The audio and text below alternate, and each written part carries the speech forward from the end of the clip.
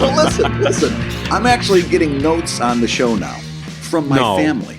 No. The good news is that each one of my family members is listening to the show. The bad news is now Alex, who walks to and from high school, will walk in the door, come up to my studio, and sit down and say, "Okay, I've got some notes on today's show." And oh my gosh, you're raising a Hollywood producer. Yes, very matter of factly, and very seriously. I like this topic. You guys stayed a little too long on that topic. Evidently, his two main contentions is that I need to stammer less, and I need to let you talk more. So less me, more you. I like how carefully you said the word stammer to make sure that you didn't stammer while you said stammer. I need to stammer less. I need to think about those words as they're coming out of my mouth. And my wife was very flummoxed to the point of being annoyed. A couple of weeks ago, I started talking about your wife's show One Day at a Time, and I shared a plot point that was a spoiler, and I didn't realize I was doing it at the time. And so I went back and edited that, and I put a siren sound effect over it again. And then when it comes back, it's like you and Dylan saying, "Wait, spoilers, you can't say that, spoilers." And she's like, "I don't think anybody understood what that siren was all about." And I just looked at her. She says, "That was completely confusing. Nobody knows what's going on." This is amazing. I love that this is happening in your house. And very seriously, I'm like, well, I had said a spoiler. Didn't you hear them say at the end of that, that don't say that because it's a spoiler and everything? She says, "I don't know. I was already confused by that." Are they doing the standard criticism technique where they give you 2 compliments and then they go into the one critique? 2 compliments? No, I am not getting the 2 compliments. They're skipping right to step 3. Back in the day when I used to work at Mattel, they made all the marketing people go to a criticism class because all the artistic people, all the people on my side of the building were like, "My feelings are hurt. I don't like being criticized." So they sent all the marketing people to criticism class, and literally everybody came back, and from then on, every meeting would be like, "I like the doll's playability. I like the way the car turns into a robot. Now, here are my 48 criticisms." But it always started with 2 compliments. But they were so transparent because it was clear that they had all gone to a class that said, lead with 2 compliments and then go into your criticisms. Oh, God. I would be tempted to go the total Midwest route where you give somebody a compliment, but it's not a compliment. Like, I like how your face is really starting to clear up. I like or the Southern grandma where the insult is just "God bless your soul." Yes. Oh, well, God bless that boy. He's a special one right there. He's as ugly as a mud fence. God bless him. Yeah. Meanwhile, the 28-year-old eating paint. They're like, "Oh, God bless him. He's doing a good job there." Eating paint. Boy, is that a reference? What? Who eats paint anymore? He's the only kid whose breath is chartreuse. Oh, Brad Guigar, everybody. Well, let me ask you: Did your wife and kids listen to the most recent ProTips podcast? Yes, and they in fact, I played it both for my older son. I haven't played it for my younger son yet, but I played it for my older son and my wife, and they were both laughing so hard they had tears coming down their face. I rarely laugh at when I listen back to the podcast. I rarely laugh at our own jokes. I was literally crying in the car, laughing so hard as I was listening to it. And if you're a Patreon backer and you haven't gone and listened to the most recent Pro Tips episode, they're for people at the $5 up and level. We normally go about 10 or 15 minutes just sharing Pro Tips. This one took us 25 minutes because we had 2 joke runners about Charles Schultz and about Brad's wiggly line that were amazing. And if you haven't gone to listen to it, my God, the last 10 minutes are among the funniest podcast recording we've ever done. So go listen. Yeah, we got a case of the giggles by the end, and we almost didn't finish the podcast. We almost just hit the stop button and walked away. I know. I almost didn't even do my pro tip about replacing pen nib tips, and oh my God, I'm so glad it did because it made for the funniest Brad Guigar background line. Brad, when you go back and listen to it, even when you try to gain control of your laugh, you hear yourself far, far back in the distance going. You sound like Muttley from that old Hanna-Barbera cartoon. It's amazing. You're trying so hard to stifle the laugh. I was trying so hard to be a professional. For once in my life, I wanted to be a professional podcaster, and there was just no way I was going to be able to do it. Because I don't want to give away the farm, but oh my God, it was super funny because you're saying all this stuff completely innocent, and I just started roaring. Well, and once I saw what a sexual angle you had taken it from, it was it's all the phrases that I was using was anyway. I don't want to ruin it for people. Just go listen. Yes. But speaking of ruining delightful jokes, Brad and I had a fantastic idea that we want to share with you guys. So in the interest of getting up the algorithms on iTunes, here is our proposal. If we can get 100 of you to go over to iTunes right now and give us a 5-star rating, because you want to give it a 5-star rating, we are going to do a drunk comic lab. Yeah. And what we're going to do is on a Friday night, the kids are in bed. Everybody's safe. We're gonna crack open a little Pinot Noir on my case, and Brad's case a little whiskey. You are a Pinot Noir man? I didn't know that about you. Bradley, you know what? I'm a man of fine taste. Well, I will have a aged bottle of Laphroiag ready and primed for that occasion. Ooh, Laphroiag is very. Ooh, that's a nice. I like a little smoky Laphroiag. That's good. It is my favorite. But you know what? Pinot Noir. You can't live in California and not be a Pinot Noir drinker. It's like $1 a jug here. It's so they've got it coming in through like the taps. It's just like $40 in the rest of the country. In California, you're brushing your teeth with it. You know? So yeah, we're gonna do Drunk Comic Lab if we can get to 100 ratings.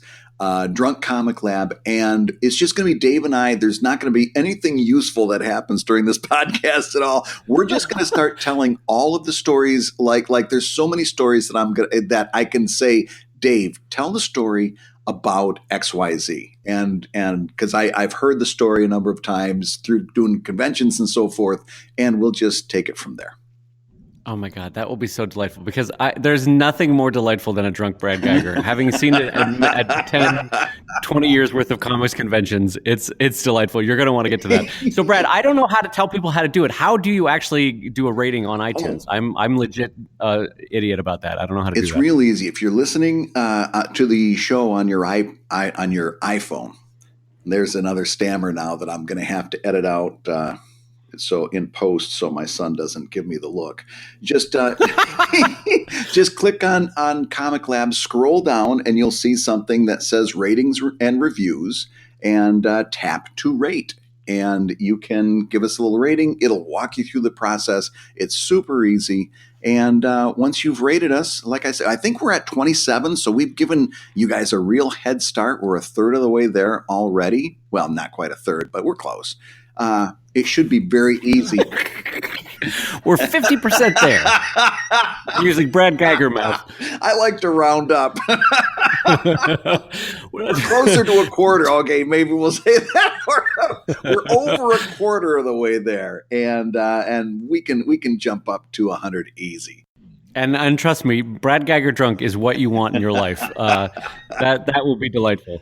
So, all right, Bradley, I have a topic for this week, but first, let's warm up the show and let everybody know that they are listening to ComicLab, the show about making comics. And making a living from comics. I'm Brad Guigar, editor of webcomics.com and cartoonist of Evil Inc. And I'm his soon-to-be drunk friend, Dave Kellett, cartoonist of Drive and Sheldon and co-director of Stripped. And this week's Hour of Comics Advice is made possible by your support at patreon.com/ComicLab. So we will say that twice, patreon.com/ComicLab. Because I want people to listen to that ProTips episode. It's so funny. Speaking of fractions, Mr. Dave Kellett is already well past the halfway mark with 22 days to go, I just checked out, of his new Pug book, which is kickstarted at newpugbook.com. I just wanted to say congratulations on knocking it out of the park. Being at 50% this early is fantastic. It's nice. It's actually, I think I just checked it. It's at 68% right now, so that's good. Last show you said you didn't know math. Now you've got me down to the decimal. Well, when you start saying that 27 is halfway to 100, I have to be careful. I have to start paying attention to the math if you're going to be doing stuff like that. So, it's very nice. As you know, with any Kickstarter, you are on tenterhooks until you make it. I'm just anxious until I get there. And then after that, I'm like, what was I so nervous about? But every time I do it, I get nervous until I cross that finish line. So we'll see. Let me ask you this, real quick. Can you give us a hint as to what that first stretch goal is? Give us a little taste. A little taste? Yes, I want to add, and you will like this word, I want to add French flaps onto the cover. French flaps. Wonderful. French flaps. Yeah, that's a very special move. You have to stretch your knees a lot in order to get... especially at our age. What's wrong with him, Doctor? Oh, he's got a case of the French flaps. Oh, boy, poor guy. He's got the old French flaps. Oh, there's no coming back from that, Doc. That's where they take you out back like an old horse and just put a shotgun up to your head. Well, Black Beauty ran his last race. He's got the French flaps. Time to put down Black Beauty. Oh, God. It sounds like an injury that a mime would get. Oh, French flaps. Oh, he's got French flaps. I don't know why that's getting me, but it is. French, because it's a funny phrase, French flaps. Why do the French get credit for so many things? They get French fries, French toast, French flaps. Do you think it's just because it's monosyllabic? People. Like you never hear German flaps, German fries, German toast. Well, no, I think there actually are German fries, but in general, not so much. There's not. And Swedish after meatballs, the list goes down precipitously. Yeah, I honest to God, I think it's because it's a monosyllabic national word. It lends itself to naming. Like no one's going to go, oh, Zimbabwean toast. You're not going to go with a 4-syllable, 5-syllable word. No, Australian is there's not going to be a lot of monikers there. So it really speaks to if anybody's planning on setting up a nation, monosyllabic is the way to go. Absolutely. If you want to be known as innovators. Speaking of that though, and this actually does go into comics, is that if you are been paying attention in the last 25 years to how Disney's naming structure for their movies is, they have largely moved towards single words for their titles. And I think that's a very, very clever choice on their part. When you're marketing to kids, make it as simple as possible, very few words, and in this case, the fewest words. And it's interesting. It's an interesting thing to note on Disney's part. Well, and also I noticed they did a very clever thing because they were always kind of touchy about that deal about Walt's body being preserved in ice long after he was dead. And now if you do a search for Walt Disney's Frozen, you get a completely different set of results than you did 10 years ago. You can't find information on him being in cryogenesis anymore. All you get is let it go. That's an amazing idea. The idea that they were so tired of that. They're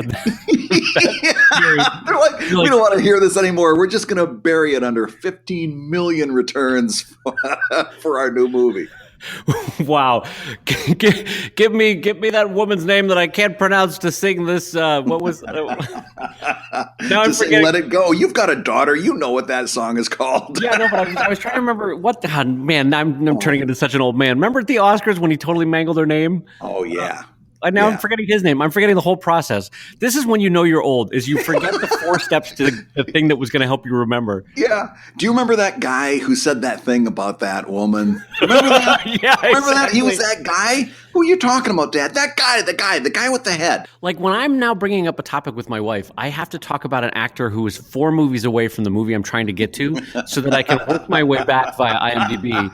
Like I have to go, he was in Parent Trap 2. What? Parent Trap 2? Yeah, I need to say that so that I can get to another actor. So anyway. It's always wise to start with Kevin Bacon. Yeah, exactly. Well, Bradley, the big topic I wanted to talk to you about this week is next weekend is Emerald, or actually by the time people are listening to the show, Emerald City Comic Con, we will have rolled around in Seattle. Yeah. This is a show that you and I started doing with Scott and Chris, I think in 2000, I don't even know, 2006, 2007? It goes way back. I'm gonna say at least 2006, maybe 2007 at the latest. But we've been doing that show, and mainly, we have to say thanks to Scott kind of pulling some strings and getting us all out there. We started exhibiting together at that big table, and man, those first few years were amazing. Yeah, it was delightful, and huge thanks to Jim DeMonakis for designing a beautiful show that really was for readers, by readers, and of readers. And artists like myself and yourself loved and still love Emerald City Comic Con. But one of the things I want to talk to you about is that in my mind, my love for that show is fading slowly. And here's the thing that I run up against every year. And I think you as a friend have probably slapped yourself on the forehead every year as I say it. Because every year I say, you know what, Brad, I think it's my last year going to Emerald City. I think this is it. I think I've finally reached my breaking point. And you are like the friend in high school. It's like, break up with her. Why do you keep doing this to yourself? She's dated 3 other guys in the time that you've been considering breaking up with her. You're now 2 towns away. Why do you moved? Why do you? All of my girlfriends always came from another town when I was in high school. Oh, Brad and his Kansas girlfriend. You wouldn't know her. She goes to another school. I had that phrase memorized. She travels a lot for her modeling, right, Brad? Right, Brad? That's the way you got to do it. Yeah, Emerald City started out as a fantastic show, but the returns, and I have to be completely honest, for me, I noticed returns for comic conventions in general becoming less and less and less until it got to the point that, frankly, Dave, I'm waiting for you to get to this point with all conventions, not only Emerald City, but the whole shooting match. I don't, unless you go there and make a great profit, which I think there's a couple you probably pull that off at. The rest of us, man, I don't see the point. Well, San Diego is still that one for me because and the honest to God truth is I don't have the cost that 90% of other cartoonists have when I go to San Diego. Yeah. Other people have to book a $200 to $400 flight to get to San Diego. I get in my van, no big deal. Other people have to spend, I don't know, $500 to $1,000 on hotels. What did you normally spend at San Diego? Oh God, it was a couple hundred a night, and because I was so persnickety about staying with people, I very rarely had a roommate, so I just took it on the chin. Right. So for me, that's free because I have family down in San Diego, and then most people their food budget is a couple $100, but for me, digging out of trashes is fine. So I'm great there. I've learned really to dumpster dive. I've seen you make a lunch out of toenails and eraser shavings. It's good. It's good living if you could do it. So anyway, no. But the point being that San Diego will probably always be on my schedule because the costs are so minimal for me, and I still get a lot of enjoyment because I grew up in San Diego. So when I go to the show, this is the only show this happens at. Literally, high school friends are coming up to me going, "Oh God, Dave, how fun to see you here!" And that's fun, nice. Yeah. So it's like childhood friends, family friends. My whole young life network is down there. So anyway, so San Diego will always be on my radar. But Emerald City right now, I think my flight up there to Emerald City, a couple $100, let's say 200. I think it was around. My hotel for the weekend, $800, I believe. Booth was about $1,100, I believe, although I'm going to splitsy it with our dear friend Jake Parker, who was on the podcast a couple weeks ago, which actually I'm looking forward to. I've never exhibited with Jake, and I bet he's delightful. Yeah, that'll be great. So that'll be fun. Food budget, a couple $100. And anyway, I have a great location on the Sky Bridge. So unlike most Comic-Cons where you feel like you've been in the back part of an airplane for 4 days, you know what I mean by that? With the artificial, that's a great description. It's like the artificial light, the artificial air, the feeling of cement and plastic all around you, and a cacophonous noise that you can't shake.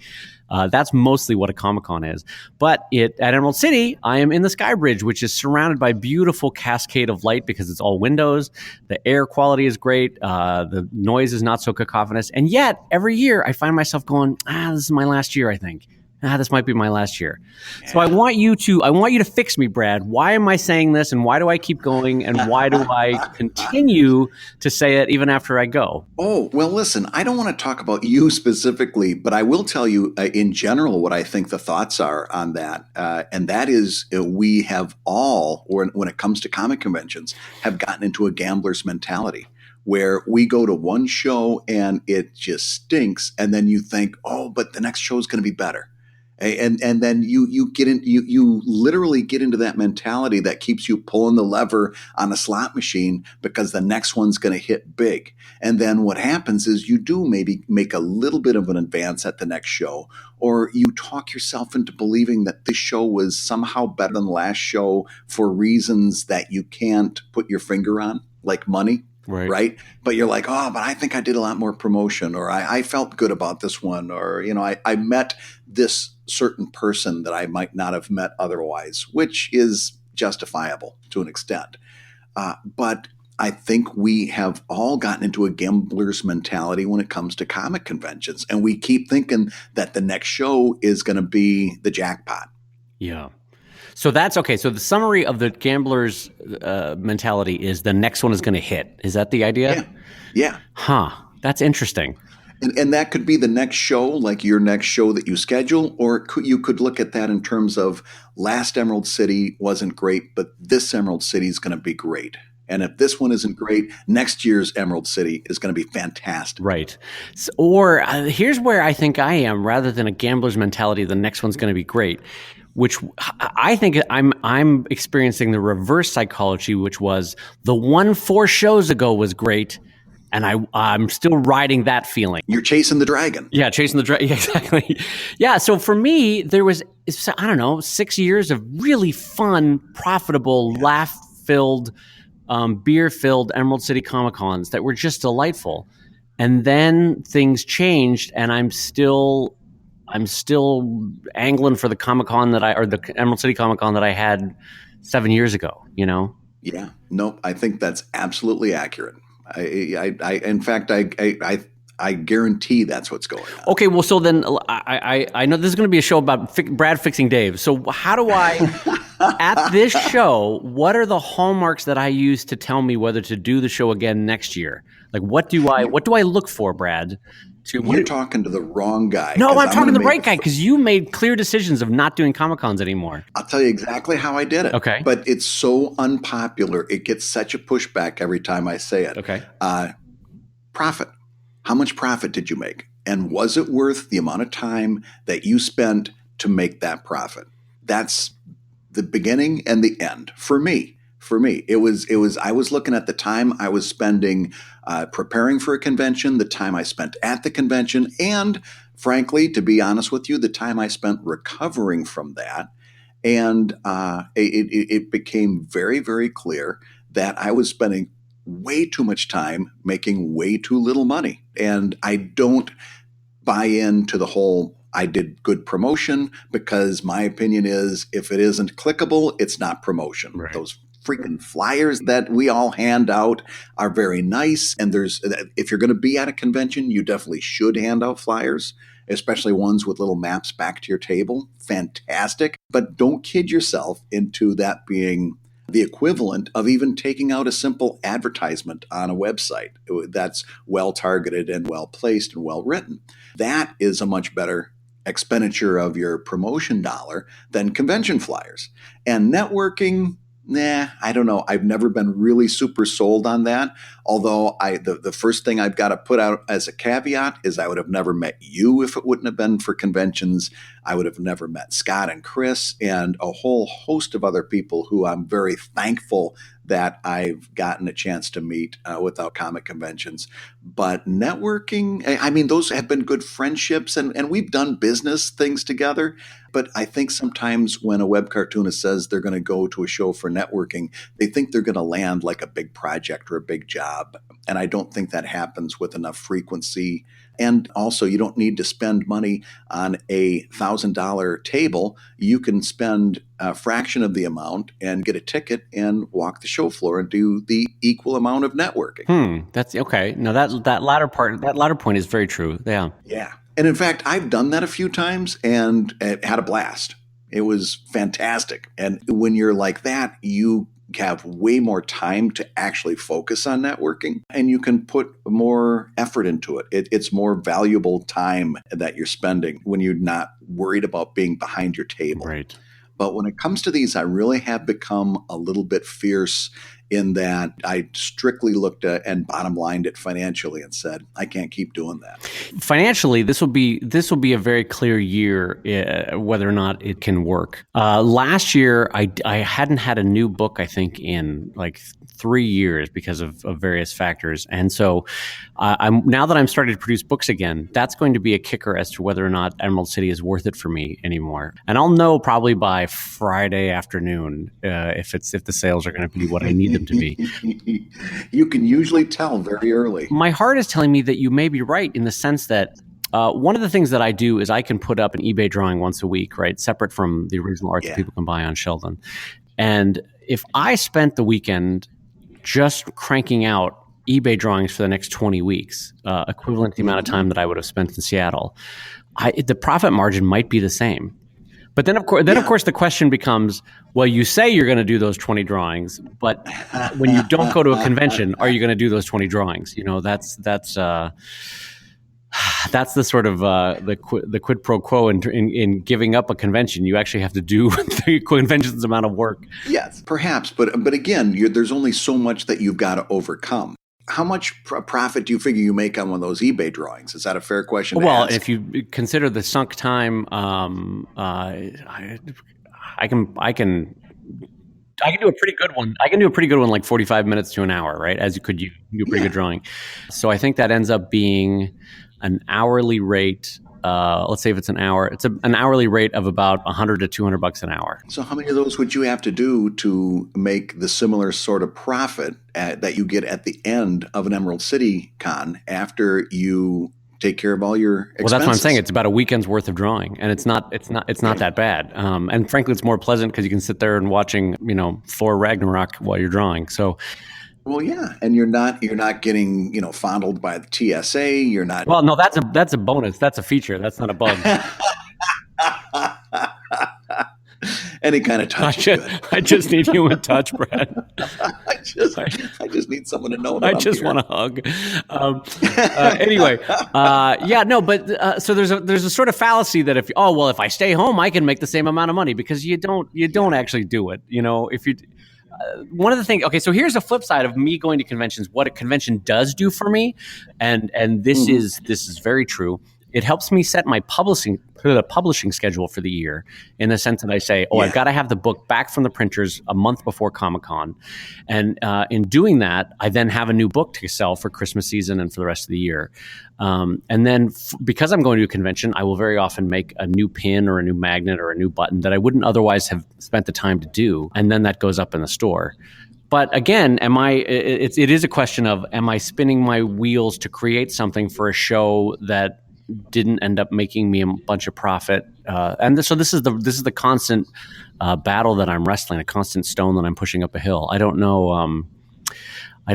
Is the short version. I'm increasingly leaning towards maybe Emerald City is no longer the one for me from a logical standpoint, which is different than an emotional decision. I think logic would tell me that it's not worth it. And frankly, I think there are fewer and fewer shows that are worth it by and large. I mean, for people like us, there was always the Emerald City. On the East Coast, there was Baltimore. People had always said great things about Heroes Con. TCAF if you're in Canada. Absolutely. TCAF has got to be mentioned there.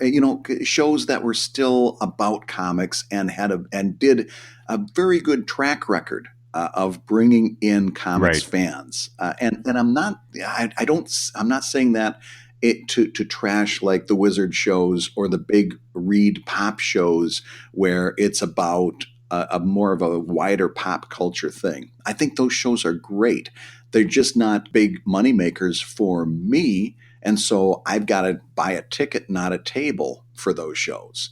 But there was always, those solid comics shows like Emerald City and Baltimore and stuff. And I just think we're quickly getting to the point that even those shows aren't returning enough that makes it worth people like us showing up and sitting at a table for a weekend. I go back to the fact that San Diego Comic-Con used to be stocked with people that loved comics, as was true with Emerald City Comic-Con. And now it's stocked with people that came to see the third bit actor on Flash that only appeared on one episode towards the end, but by God, that's exciting to them. You know what I mean? And walks up to your table assuming that everything on your table is free. Right. So now let me ask you a question, because I want to turn this away from us specifically and towards a broader cartooning audience. If you were talking to Brad Guigar, 25-year-old right now, just got out of college, starting up his cartooning career, what would you advise him or her to do regarding Comic-Cons? How would you tell a 20-year-old to approach a Comic-Con? You want me to be very honest on that? Yeah, absolutely. The best way for me to do that is to say this. 10 years ago, when we wrote the How to Make Webcomics book, I wrote the chapter on conventions. The illustration was me standing on top of a table dressed like a carnival barker, and it was a very long chapter.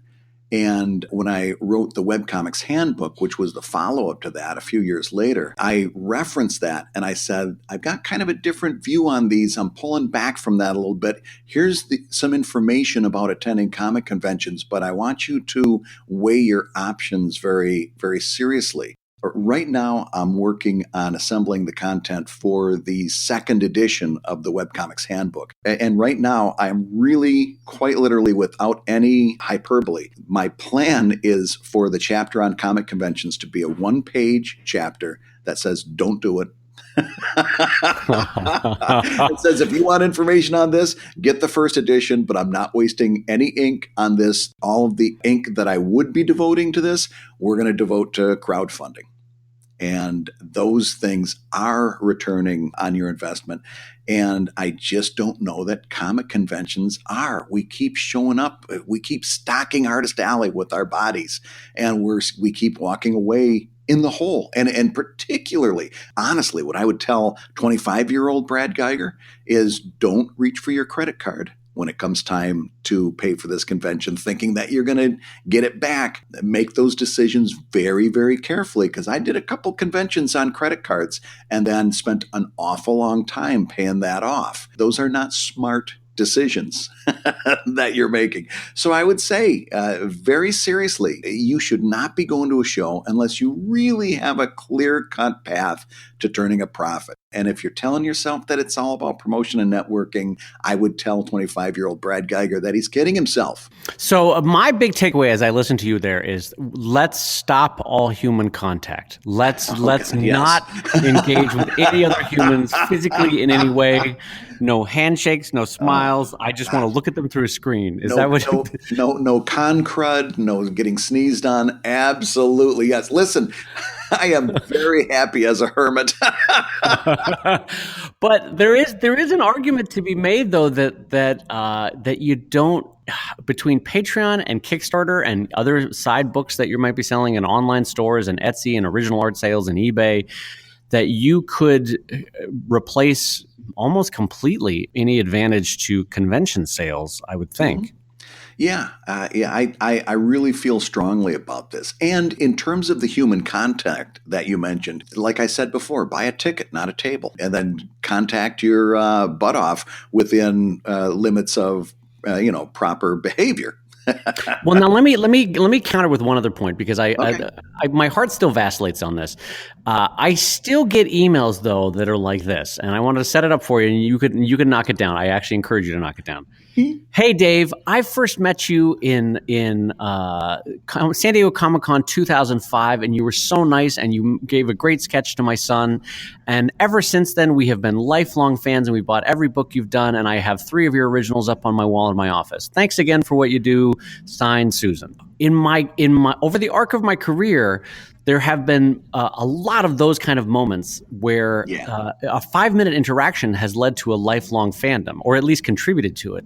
So now give me the counter argument for that as to why Comic-Cons are not advantageous in that scenario. I don't have one. Okay. That I can't counter. But my experience has been polar opposite from yours. I don't have those emails in my inbox, particularly not to the volume that you're talking about. But my Patreon backers send me that equivalent kind of note where they say, Oh man, I haven't really followed you a whole lot until you started putting stuff up on Patreon. Those are the people that send me the incredible thoughtful notes, the things that show that they're really paying attention to the nuance that's in the strip over the years, and the people that are first in line every time I put something else out. Right. So for me, I haven't personally had that kind of experience with conventions, but Patreon has definitely brought those people out for me. I can't disagree with you regarding Patreon in terms of how that has changed my career and my relationship with my readers. Patreon and Kickstarter as a 1-2 punch have been an amazing change from how we used to do comics back when we were all doing comics conventions. Maybe this is just the last gasp of the last dinosaur still going to Comic-Cons and still thinking, like you said, that there's a gambler's mentality that this one's going to hit. I am very willing to admit that that's the case with Emerald City Comic Con. It's also the case that Emerald City Comic Con has been taken over corporately by Reed Pop, whereas it used to be run by Jim DeMonakis and his gang. And there is just a creeping but noticeable change in the show in terms of mood and tone and presentation and style and feeling. And that has altered my feelings for what is otherwise a lovely city filled with energetic people who love comics. Well, now tell me this. Are they still doing that thing that the Reed shows did back in the day where if you buy a table, you just get the space on the floor? You've got to bring your own table and your own chairs? God, no. I did 1 or 2 Reed shows that were like that, where it's like you get the space and you get to fill the space with everything that you have. And, well, you're going to have to come over here and buy it from the convention. And I remember doing this at a show in Chicago. It was literally more cost effective for me to get a taxi, go out to Lowe's, buy a folding table and a folding chair, grab a taxi back. This was pre-Uber. And by the time I did all of that, it was still less than I would have paid to rent a table and chairs at the convention center. Yeah.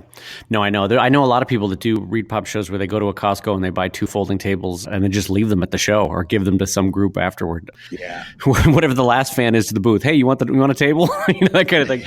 Because it's just cheaper than renting it from Reed Pop. But yeah, no, I think on this one, I think in all likelihood, Jim schooled them on look, these are artists, not businesses. They are traveling at their own expense, not on a corporate expense, and they need a table and a chair and some basic amenities, like San Diego Comic-Con does. Yeah, I've just noticed that the contracts are getting longer, the fees are trickling up, and the clauses are getting more intricate. And anyway, and the side promotional stuff that gets you absolutely nothing is getting more and more of a push.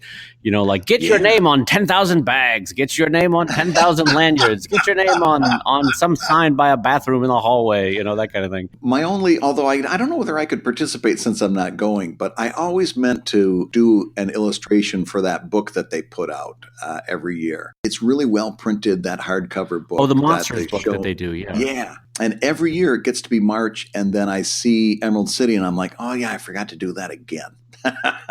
Well, I would. Here's what I would like to do. I want to report back to you in 2 or 3 weeks when I'm back from Emerald City Comic Con, and I've had a chance to crunch my numbers, and we'll talk over cost and profit, and we'll see. We'll talk about what I benefited from it, people I met. Last year, I got to meet and chat with Kelly Sue DeConnick. That was a fun one. I've never met her before, and I'm really taken by her work. And then there was a few people that I then went on to approach or hire for Tales of the Drive, which are the short stories that I do for Drive. So there were benefits there, and we've talked before about that there's a side benefit to networking, but it would be fun to talk brass tacks and numbers and see whether the show, in your mind, is still worth doing. Because I bet the answer is no. And here's the other thing we're going to do. Speaking of San Diego Comic Convention and Tables and Chairs, when we do that drunk podcast, story number 1 is how we got our table at San Diego. Story number 2 on that drunk podcast is how I learned how to say goodbye to people that won't go away. And it's the Brad Guigar method. And that story drunk is going to be much more fun than sober. So I'm going to save that one. Do you know I have demonstrated that in my entrepreneurship class at Hushin School of Art. Each semester I've taught it, and it is the funniest thing in the world to see people's reaction to that when I finally get to that one step. It's delightful. So, on that note of intervening on Dave's life and saving me, one thing that you said on a previous podcast, and I took this with great interest because I'm realizing I may be doing it wrong. And so here's the intervention that I want to propose to you for me is, am I presenting my long form story drive incorrectly? Am I doing it wrong online? Well, listen, I wouldn't say wrong. I think you're trying your best. I'm teasing. I'm kidding.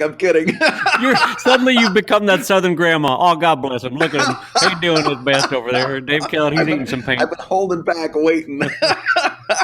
Here's the deal. Doing long form, I think there's a lot of things that have changed over the years. And I think that the time has never been better than right now for long form comics creators.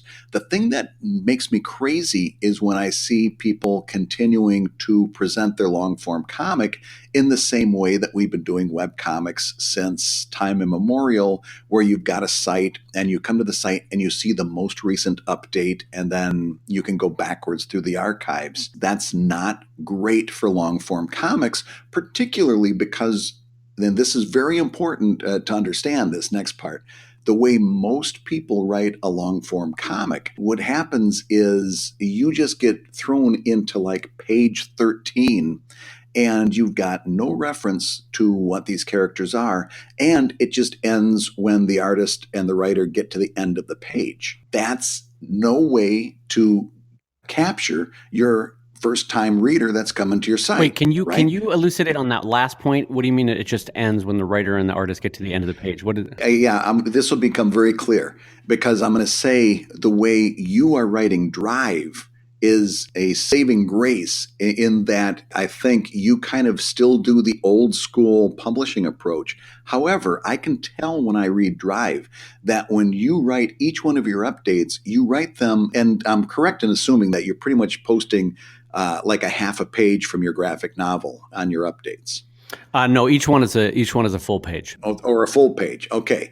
But when you get to the end of that page, it's almost like from years of doing a comic strip, you are training yourself. And when you get to that last panel at the bottom of the page, there's a little lift there. If there's not a punchline, there's a lift or there's an important plot point. Am I correct in assuming that you're planning that? Well, yeah. And the one thing that we had always talked about, so I was less worried about how the pages end, because the one thing we'd always talked about, and it stuck with me, is how when you're writing long form and you're updating page by page, you want to make each page a satisfying ending, or at least a satisfying feeling at the end of that. There's an explosion, there's a joke, there's a major advance in the plot, there's a major character reveal, there's something very satisfying by the end of that page, right? Is that what you're getting at? Mm-hmm. Yeah. So I do shoot for that for every update of Drive. So here's the problem. Most people aren't doing that. And so that's why I kind of repeatedly, especially on webcomics.com, talk about somebody who's publishing as if it's still 2005. Now, if you really would want to adjust what you're doing, I would love to see what would happen if you took Drive and instead of having the most recent page there on the main site, have a landing page. So this was the kicker that made me realize, okay, Brad might be onto something here. I present the most recent page on the main page when you land on Drive, and you're saying don't cater for the current reader, cater to the new reader. Is that what I'm hearing from you? Well, you can. I think you can cater to both of them if you play it well. I would want drivecomic.com to become a landing page, and I would want you to have multiple entry points to what you're doing there. In other words, you're going to have a strong visual image, maybe a little blurb that introduces the first-time reader to what's going on. Then you're going to have a link that says start from the very beginning with a little icon or a little, screen grab, a cropped panel, for example. Start from the beginning. Then you're going to have entry points for each one of your chapters. And then you're going to have a little cropped panel image for most recent update. Those are the big ones. But you could have any other good entry points to the story. And each one of them needs to have a little header and a image that's like a cropped panel or something to give it some visual interest. that's what you're presenting on your landing page. So you've got an introduction for the newcomers, and then maybe 5 or 6 different ways that somebody can enter that story. I have no doubt in my mind a WordPress person could help you set this up. When you go and you click on that most recent update link, that takes you to another page, what I would call a secondary landing page. And that's a page where your most recent update always resides. And that like a slash newest page kind of thing. Is that Exactly. And then it becomes your standard webcomic approach. You've got the most recent update. You can click back for previous. You can click forward for next. As you're going back through the archives, you still have those other links there so that people can jump to different entry points. Like somebody might come to the most recent update, go back to in the archive, think, yep, I'm going to read this, and then boom, click on chapter 1. So you need those entry points still, but that secondary landing point, importantly enough, is something that your repeat readers can bookmark. And instead of coming back through that landing page every day, they bookmark the secondary landing page, and then they can just come back there every time they want to. And between that and RSS and your social media, you can direct traffic very, very easily. Yeah. Right? And between those things there and the other thing, as important as those entry point icons are, you need, maybe on the right-hand side, a list of ways they can buy the books, because between books and ebooks, you want to be pushing those methods of people reading the story as strongly as you're pushing a web reading experience on your website. Right. I mean, the reason why I'm asking you all this is that I think the Drive site is probably pushing 9 years old at this point. It's pretty old. Mm-hmm. And so it's time for me to start thinking about these updates. And I am taken by the idea of a landing page that is the first comic. I will be honest with you that when sites like Penny Arcade and PvP made their new landing page almost like a magazine index page, with like, here's 5 articles that you're going to see in this magazine. It was interesting to me that at that point with both of those websites is when I stopped reading them both, because I don't know what it is about me, but I would click on it and go, I don't know where the comic is. I don't want to read this. And so I stopped, not that I was a big Penny Arcade reader at any point, but like, even if I click on Penny Arcade now, I'm like, where the hell's the comic? There's 19 things on this page. I don't know where the comic is. Oh, I guess it's over here. But then I do another drop down for another comic, and then there's 15 comic presentation. So to me, and granted, this might be the old man in me talking, is that like I want to be presented with a comic when I come to a web comic. I don't want to be presented with a magazine index when I come to a website. Mm-hmm. And so like I like the idea of a landing page if it's the first comic. I don't like the idea of a landing page if it's an index of like, here's 17 directions you can go, because then you suffer from the M&M fallacy of people can't make a choice when there's too many choices, And so I like the idea, but I do like the idea of a newest one, and I very much like the idea of like chapter headings and act headings, which I don't currently have. Mm-hmm. I think those are critical for people that are like, hey, I stopped reading when I got deployed 6 months ago, and now I want to start back up again, but God knows how to get back to that point in the archive. So that's actually a tricky point that I want to talk to you about is what's the best long form navigation you've seen for someone who can quickly and easily find a spot that they were 3 months ago, 6 months ago, or I don't know when I stopped reading, but it was somewhere around this point in the story. What's the best version of that you have seen for long form? Here's the deal. You've got a tool that will do that if you're using Comic Easel or Comic Press, and it's the bookmark tool.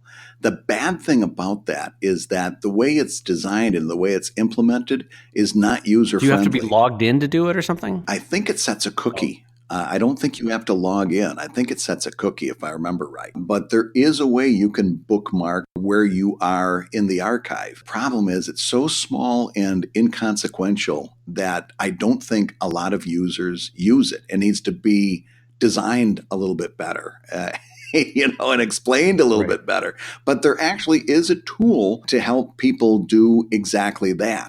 Like one thing that I'm currently doing is I've decided to put a large amount of money into redeveloping my website. And to do that, I brought in a WordPress developer, not necessarily a designer, but just somebody that I could say, okay, here's what I want this site to do. And those are the types of things that they can help with that a lot of times we're not finding in the out-of-the-box Comic Easel and Comic Press. Absolutely. Yeah. I mean, and part of this is me starting the discussion with you about, because I think it would be helpful to bring people on this journey, is that just like I've been talking about me moving house and selling, getting this house ready to sell, I'm at the very beginning process, and it might be a 6 or 12 month process, very beginning process of redesigning an older website. And my first stage whenever I do that is like, who's doing it great right now? What are they doing? Like the fact finding of who's making it work for them, and what bits of code do they have working for them? What bits of design do they have working for them? And so that's where I am right now, and asking you, what am I doing wrong? Because it's good to have, especially a trusted friend, say, here's the 6 things that I think you're doing wrong. Because it's good to be challenged on your basic assumptions of what your site is and isn't doing. Yeah, and here's one thing I will give her a little shout out because she colorizes all of my stuff, and I'm her biggest fan. But check out Alex Heberling's site for somebody that I think does it really, really well. And that's the Hughes, TheHues .Alex spelled exactly the way it sounds, .com. She's got that landing page approach done very, very close to how I would do it myself if I was in charge. And she's knocking it out of the park as far as I can see. So, okay, this is where I get confused. I just went to her site, and it's perfectly lovely. But are you saying that this landing page is for a new reader in her case, or is this landing page? Yep. The whole approach shifts things over to that new reader that you're trying to build a readership out of. In my opinion, that secondary landing page has to be designed in such a way, even with a note at the top, that kind of reminds people you can bookmark this page to keep up with the most recent updates. I think that thing that you're talking about is very much a design issue too, that you can point out to people how they can use that. Well, that's page. The thing is that for me, if the central goal of a landing page that you're talking about is to bring in new readers, then this is where I think Penny Arcade and the PvP style and this style of magazine index gets it wrong. Because in my mind, and you can correct me if I'm wrong here, but you should have 2 major kind of button approaches: new reader, existing reader, and that's it. Like all that. Like if you're trying to sell people on books and Patreon and links and Kickstarters, if they're a new reader, if that's the idea of a central landing page, right? I mean, that's what you're getting at with a landing page, right? Is a new reader. Right. Then why would you throw 16 links at them? In the Google sense, all people want to do is search, right? So you just give them a search box. Right. And if people are new to the comic, all they want to do is read the first comic. So give them the first comic, right? Well, not necessarily. Not necessarily. They might want to, because here's what happens all the time for me. I'm exposed to a new comic. I don't necessarily want to go back and read the very first page of that comic. Particularly if it's been going on for a while, because the art might have changed an awful lot. The person might have been, as we all do, might have been improving, and maybe those first 2 pages aren't so great. But I will read like the most recent storyline, or I might read the most recent chapter. And that's why I want there to be as many entry points there as possible, because there might be any number of reasons that I choose to go any place other than the first page of that comic. Yeah, there's conflicting design guides though with that, because you either choose to help the new reader and guide them into reading the comic, which is probably giving them a short blurb of the about and then the first page, or you give them every conceivable option that they could choose, in which case you lose them by going, ugh, what is this word salad? You know what I mean? Perhaps, but listen, I'll be putting my money where my mouth is. I'll find out how well thought out this is by the end of the year. But I think if you design it well, what'll happen is that landing page is all about the new reader. That secondary landing page is all about the existing reader. No, that I will agree with you. I think I like the idea that there's a newest page for the existing reader, and then the basic URL is for the new reader. I agree with you there.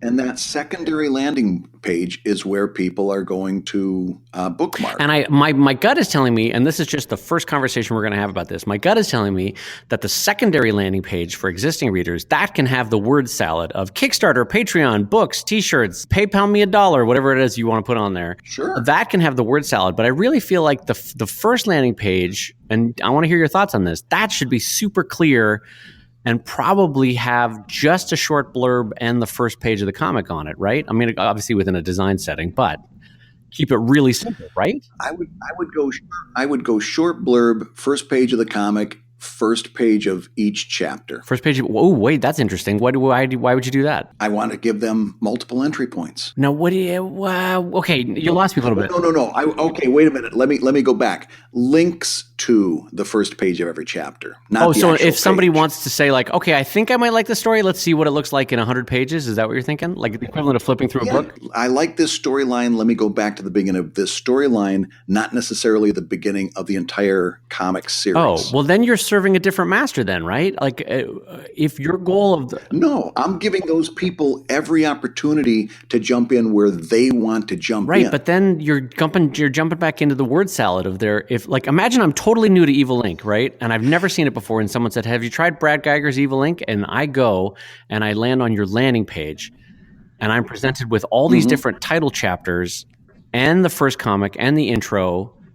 Like which one do you want me to choose? I want you to choose the one that you want to choose. I'm saying by giving them too many options, you're not guiding them towards where you want them to go. I don't know that 4 or 5 options is really too many. Okay. I guess we're differing on that one. But yes, I see what you're saying. But to me, if the point of the specialized landing page is for new readers, I don't know what a new reader gains by jumping in at chapter 4 and as a title. You know what I mean? Maybe it's just me. Maybe this is mirror research instead of market research. But I've found myself in that very position time and time again, where I get greeted with a new comic and it's like, I don't want to go back to the very beginning. I just want to get a sense for what the story is, what the writing is like, what the art is like. And I'll just read, like if I'm being thrust into the middle of chapter 4, I'll go to the beginning of chapter 4 and see what it's like and judge it. Okay. I can see that happening. If chapter 4 is thin, maybe I'll come back to chapter 3. This is a legit confusing discussion about how we guide a reader towards what's the best. I mean, because you can also have a cartoonist who legit hates their first 20 pages, but you got to get them to start there. Yeah. So I can see that being a problem too. Mm-hmm. And here's another thing that we've got to have a discussion about, and that is the fact that in terms of all of these things that we've been talking to up until now, in terms of bookmarking pages and RSS feeds, those 2 ways of consuming content on the web are the 2 lowest ways that people consume them. In other words, only old guys like us still use bookmarks, right? And forget about RSS feed. Half of our audience, when I said RSS feeds, didn't even know what I was talking about. Most of these people are going to be coming in through social media. They're going to run into you through social media. They're going to hopefully read the entire comic when you put it up on your Twitter feed or your Facebook feed. Then those who are interested are going to come over to your site. And those people predominantly are going to be new readers. Right. And that's also, frankly, where ebooks come in, where it would be very easy for you to have links for that, to say you can get chapter 1 for $1. Here's chapter 2 for $1, because that is the way that people are reading webcomics much more frequently than they are just pathing through that archive button. Really? People are reading ebooks? Well, maybe not much more, but I think that's increasingly more likely. That's probably the better choice. I say this completely as mirror research instead of marketing research, but I despise ebooks. I don't know why. To me, the idea of downloading more things onto my iPad when it's already full, I'm like, no, just let me read your damn website. I don't want to go download and pay for an ebook. So that's absolutely being mirror research. But this is a fascinating discussion that I want to check back in on as we both design our new websites, because it's an interesting challenge and one that somewhat has philosophy behind it separate from market research. And what I mean by that is it's more of a subjective call than it is an objective call as to what you should have on landing pages, on on recurring reader pages, etc. Here's another thing that probably should have been at the top of this conversation, because I can right now hear the voices of 1,000 WordPress developers screaming at me. This also might be, in terms of that primary and secondary landing page, might be something that is easy as setting a cookie on that user's browser, that after the first time they come to the site, they don't go to the landing page anymore. They go directly to the secondary. Sure, and that could be had, but for a lot of people that have more and more advanced ad blockers and cookie blockers, that becomes tricky, Yeah, well, yeah, that's because what is it now? 35% of the web uses ad blockers and advanced cookie blockers and that kind of thing. So anyway, I find it fascinating though from a philosophy of because I legitimately disagree with the way some of our friends and peers have designed their site, but of course I say this from the fact that I haven't redesigned my website in 9 years. So it's not like this is Johnny Hypocrite speaking to the world about what everybody should be doing. But it's also curiosity. I don't know yet how I want to redesign the Drive site, but I know that it is very old and creaky and I need to update it. So it's fun. It's fun to look around and see what people are doing and ask questions about what you're doing wrong. And Lord knows I'm doing a lot wrong. And I do want to check back in on this with you as time goes on. Well, yeah, this is a really interesting conversation. And again, I'm in the same place. I'll be unveiling a new website hopefully soon, and I'll be able to put my money where my mouth is. And I may find out that once again I was full of shit. Well, I don't know. I mean, it also can be, again, to the idea that the design philosophies can meet different subjective needs. It could be that you designing for Evil Ink, the way you described it, is absolutely the right way to do it, because for that audience, that works. And it could be that the way that I'm thinking of doing it for Drive is the right way, because subjectively for that story and that audience, it works. So there is that possibility. I think probably the true answer is there is as much as possible a platonic ideal of a webcomic site design, and I would like to try our best to get to that platonic ideal, because I think that would benefit a lot of people. Particularly for long form, because I think the standard traditional website design that we've got for webcomics works fantastic for strips. If you're doing short form, I don't think that you need to touch that, because it was built for short form.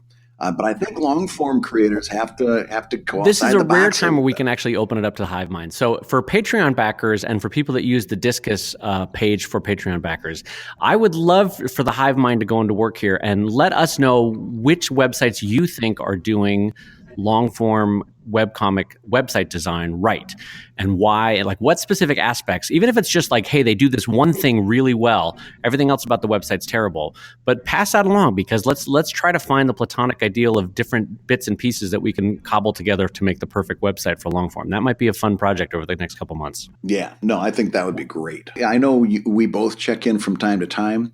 That Discus server can really light up with people, and ideas start flowing really, really quickly. And I've seen some fantastic. I've already bought 2 new Japanese pens based on recommendations from that Discus page. So it's already been useful to me in my own career. So thank you for that.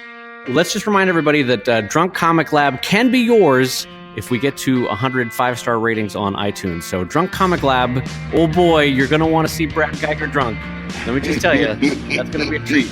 And then also, I come by and see me and gauge my sense of how the show is going at Emerald City Comic Con this weekend. Now you've got new pins for that, don't you? Oh, I've got a whole host of things, Brad. The new anatomy book is making its debut. New pins, new friendship. That's the most important. You mentioned we got to talk about this at some point. You just in passing, you said, "Oh my God, Brad, we got to get you doing enamel pins. They are so great," and we never came back to it. But I want to talk about that on the show sometime. Have you walk me through enamel pins? You know what? I will do enamel pins for my pro tip this week. Let's meet. So if you're a Patreon backer, check out this week's pro tips, because I'm going to talk about why enamel pins are the godsend to webcomic artists, and for all the reasons you can imagine in terms of margins. So all I have to do is say that you've been listening to ComicLab, the show about making comics and making a living from comics. I think that's all you have to say. Well, and then I would have to say your hosts have been Brad Guigar, the editor of webcomics.com, and the cartoonist of Evil Ink at evil-comic.com. And Dave Kellett, co-director of Stripped and cartoonist of Sheldon at sheldoncomics.com.